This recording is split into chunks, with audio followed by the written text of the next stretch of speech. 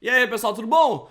No vídeo de hoje eu vou conversar com vocês um pouquinho sobre a cultura do cancelamento, né? Vamos falar um pouco mais sobre esse assunto que está bastante em voga, tem sido bastante discutido, inclusive aqui no canal. E dessa vez eu queria falar sobre uma coisa bastante curiosa que aconteceu dentro desse lance do cancelamento. Como é que você faz para cancelar alguma coisa, porque essa coisa supostamente ofende uma minoria, sendo que essa minoria está dizendo, não, espera aí, esse negócio não me ofende, por favor, não cancelem. É a primeira vez que eu vejo isso acontecendo. Então é um debate que vai fazer você pensar, peço que você assista esse vídeo até o final e já deixa aí o joinha. Beleza, pessoal? Então, o que acontece? Para começar aqui, você deve ter visto, se você frequenta aí o Twitter, Facebook, essa imagem aqui no começo da semana, né? Pepe Le Pew, 1945-2021. O que acontece? Pepe Le Pew é um personagem do Looney Tunes, é um gambá com sotaque francês, que tem que é galanteador, que tenta agarrar as meninas e tudo. E essa imagem ela tá circulando aí na internet, por quê? Porque a Warner ela anunciou que o Pepe Le Pew não vai aparecer na sequência de Space Jam. Space Jam 2 que vai estrear aí nos próximos dias, né? O personagem foi cancelado pela Warner e não vai aparecer, ponto, né? A Warner, ela não disse exatamente, olha, estamos cancelando o Pepe Le Pew por causa disso. Ela não falou isso. Mas o que acontece? O colunista do The New York Times, um rapaz chamado Charles M. Blow, ele escreveu no dia 3 de março uma coluna falando sobre os 6 livros retirados do catálogo do Dr. Seuss. Eu comentei isso aqui no canal semana passada, vou deixar o link na descrição aqui em cima nos cards, caso você queira saber um pouco mais a respeito, né? E dentro dessa coluna que ele escreveu, ele fala sobre o Pepe Le Pew, né? Ele diz que o Pepe Le Pew ele normalizava a cultura do estupro. Então veja, a Warner cancelou o personagem, disse que ele não ia aparecer no Space Jam, mas não disse por quê. O Charles Blow ele foi lá e falou, ele não vai aparecer por causa disso, porque ele está normalizando a cultura do estupro. E o que acontece? Inclusive os blogs de extrema direita começaram a bater no cara, né? Dizendo que ele tá exagerando, bababá, bababá. Daí ele foi no Twitter dele e falou, né? Os blogs de extrema-direita estão loucos porque eu falei que o Pepe Le Pew era um ícone da cultura do estupro, né? Vamos ver. E daí ele coloca um vídeo aqui em que ele descreve o que está acontecendo no vídeo, né? Eu vou botar aqui para tocar enquanto estou falando para vocês. Ele agarra, beija uma garota estranha repetidamente que não está dando o seu consentimento contra a vontade dela.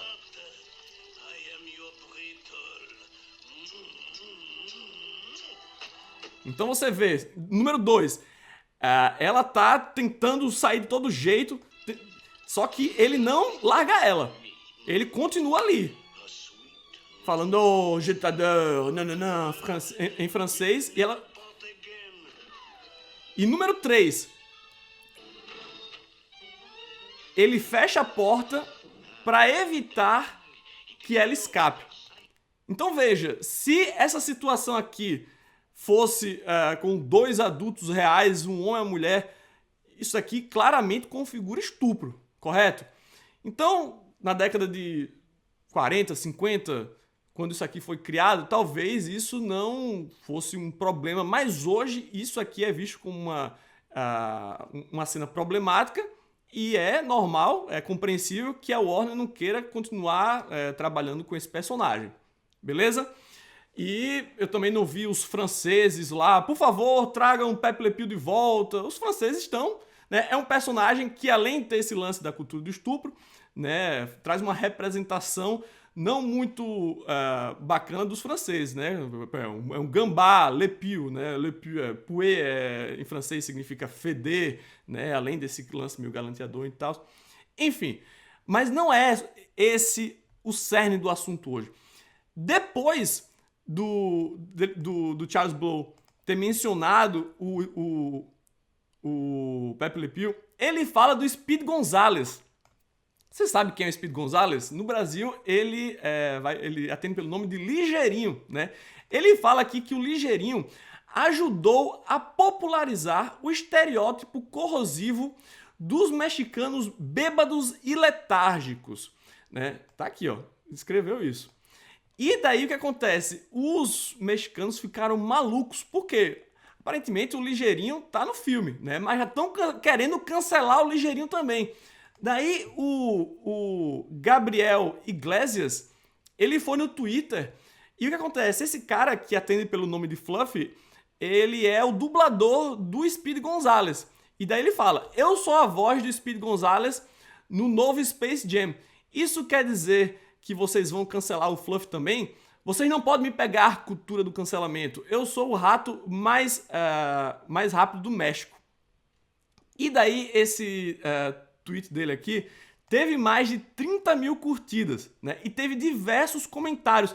E grande parte desses comentários são de mexicanos, são de latinos, dizendo o seguinte, não, eu sou mexicano e o Ligeirinho, ele nunca me afetou, né? Eu nunca me senti ofendido pelo Ligeirinho. Então, olha que louco, como é que a Warner, né, poderia querer cancelar alguma coisa porque essa coisa supostamente ofende uma minoria ou um grupo de pessoas, uma raça específica, sendo que essas pessoas que fazem parte desse grupo estão dizendo, não, mas isso não me ofende não. Será que você pode fazer isso? Então eu separei até uns tweets, umas respostas que o pessoal deu para ele, né? O cara respondeu aqui para ele, como um latino, eu posso afirmar que eu nunca me senti ofendido pelo Ligeirinho. Ele é um ícone cultural e deve ser protegido a todo custo. E daí teve essa garota aqui que falou, como uma mexicana, eu amo o Speed Gonzalez, tanto quanto a minha família. Também ama o rato mais rápido do México. Para todos os gringos social justice warriors tóxicos, né? Para todos os guerreiros da justiça social gringos tóxicos que querem cancelar o Ligeirinho, que se rodam, né? Que se fodam, né? Então você vê aqui que ela xingou os SJW, né? Então isso criou um fenômeno bem interessante que foi explorado aqui pela pela Yolanda Machado, que fez um artigo dentro do site Remescla em que ela fala sobre a origem do Ligeirinho e esse fenômeno que está acontecendo. Então ela fala aqui no seu artigo algo que eu achei muito interessante, que o Ligeirinho, na sua gênese, ele foi de fato criado para realmente reforçar esse estereótipo, né? Foi criado sim de forma racista, só que os latinos, eles pegaram o Speed Gonzalez e transformaram no seu herói, né? Outsmarting the white folk, sendo mais espertos que os branquelos, né? Por mais de 50 anos e contando. Ou seja, ele foi de fato, de acordo aqui com o artigo da Yolanda, criado, né, de forma racista para reforçar esse estereótipo, só que os mexicanos e os latinos em geral pegaram esse personagem e... Porque, se você pensar bem, beleza, o Pepe Le Pew não. Você não vai ver nenhum francês chorando pelo gambá, porque, pô, é um gambá fedorento, tem o lance do Pew no nome, é o cara que fica lá agarrando as meninas e tal. Não é uma coisa muito bacana para os franceses. Mas o Ligeirinho, porra, é um rato esperto pra caramba, né? O fato dele ser um rato, alguns poderiam... mas é um rato. Sim, mas o Mickey Mouse, que é a figura máxima da Disney, ele é um camundongo também, né? Então o fato de ser um rato não é exatamente problemático. Então ele é esperto, ele é rápido, ele geralmente se sai bem nas situações, né? Ele sempre dá um balão no vilão e consegue, né? Eu me lembro que eu tinha até um jogo de videogame do Ligeirinho, então ele não é exatamente um personagem que, beleza, ele foi criado como os mexicanos eles são letárgicos, como o cara lá falou, e eles são um bando de bêbados, são tudo preguiçosos, eu vou criar aqui o mexicano, só que ao contrário, rápido. Então acabou que ele acabou se tornando uma espécie de ícone cultural, né, para os mexicanos. Então essa situação com o Ligeirinho, ela pode ser interpretada de duas formas. A primeira é do branco agindo de forma condescendente, dizendo para as minorias o seguinte, olha, a gente vai cancelar isso porque você deveria se sentir ofendido. Você não entende porque você é ignorante, porque o seu povo é meio burro, né? Mas eu, que sou branco, eu sei das coisas, eu vou cancelar isso porque isso aqui não é bom pra você. Enquanto que o cara, a minoria, tá lá dizendo, não, mas eu gosto disso. Não, você não devia gostar não. Você é burro, você não entende, eu entendo. Então, alguém pode interpretar dessa forma, né, que são os brancos agindo de forma condescendente, dizendo como é que certo grupo deveria se sentir em relação a alguma coisa, né? Então essa é uma forma de interpretar. Inclusive, me lembro o meu amigo Lucas, ele fez uma analogia muito interessante, né, com um episódio do Everybody Hates Chris, né? Todos odeiam Chris.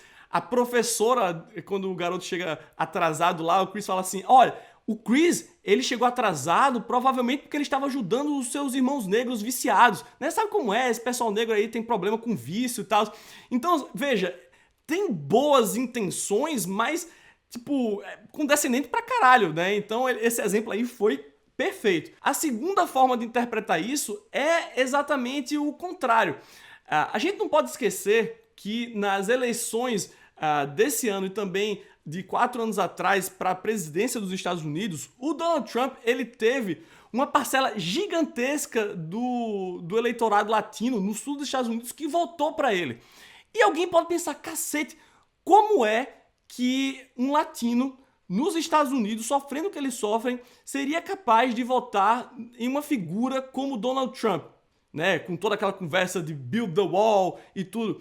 Então, é aquele lance do mexicano, do povo que está sendo ali oprimido, tentar votar no opressor pensando que aquilo vai tornar ele parte desse grupo, né? O mexicano não, vai votar no Trump porque no fundo ele almeja se tornar parte daquele movimento, né? É tipo o pobre de direita no Brasil, né? O cara que tem um gol bola, mas que vive falando mal aí de sem terra, né? Vive enchendo o saco falando que é contra o direito trabalhista, que vota no Bolsonaro, porque na cabeça dele ele tá mais próximo do rico do que do pobre, quando na verdade as chances dele se tornar um pobre são infinitamente maiores do que ele se tornar uma dessas pessoas que ele acha que pode eventualmente se tornar. Você entendeu? Então tem esse lance do cara dizer assim, não, mas um ligeirinho ele não me ofende, porque na verdade ele quer se tornar, no fundo ele quer se tornar parte desse grupo que oprime ele, né? Então são essas duas formas que você pode, né, interpretar essa questão. Eu achei esse debate tão interessante que eu decidi fazer um vídeo falando só sobre ele. Me desculpe se o vídeo ficou muito longo, mas eu acho que é material para debate sim. E fico pensando como é que as pessoas no Brasil reagiriam se a Disney decidisse eventualmente cancelar o Zé Carioca. Olha, esse lance do Zé Carioca ser malandro, isso daí é ofensivo com os brasileiros, né? Como é que os brasileiros reagiriam? Eu, pessoalmente, nunca me sentiria, pelo contrário, me sinto lisonjeado de ter um personagem brasileiro fazendo parte da Disney, né? Aí você vai dizer, nossa, é porque ele quer ser americano? Não sei, né? Mas, pessoalmente, como um brasileiro, eu vou responder da mesma forma que responder os mexicanos lá. Olha, como um brasileiro, o Zé Carioca nunca me ofendeu, né? Mas eu queria saber de você, o que é que você acha sobre essa questão aí? Você acha que os mexicanos, eles eles gostam do ligeirinho porque eles realmente... porque o personagem realmente faz parte, se tornou parte da cultura deles, ou porque eles querem, de algum modo, se sentirem mais americanos?